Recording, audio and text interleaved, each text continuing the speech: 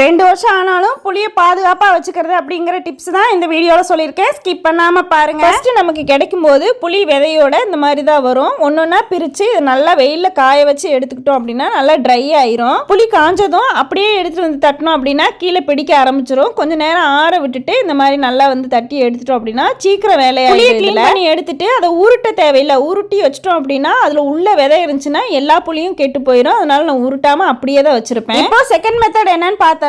அரிவாள் மனையில ஒவ்வொரு விதையை அந்த மாதிரி கட் பண்ணி எடுத்தோம்னா நல்லா கிளீனா இருக்கும். இதுக்கு டைம் எடுக்கும். உங்களுக்கு டைம் ஆனாலும் பரவாயில்ல அப்படின்னா இந்த மெத்தட் வந்து பாருங்க எவ்வளவு கிளீனா இருக்கு பாருங்க. இதே மாதிரி ஊசி கத்தின்னு இதை வச்சு எடுத்து நல்ல வெயில்ல பரப்பி விட்டு ட்ரையா காய வச்சு எடுத்துக்கணும். 1-2 விதை மிஸ் ஆயிருக்கும் கண்டிப்பா. அதெல்லாம் எடுத்துட்டு காய வச்சுக்கோங்க. அப்பதான் புழு வைக்காம இருக்கும். போது ஒரு கைப்பிடி அளவுக்கு தூள் உப்பை தூவி விட்டுக்கிறேன்.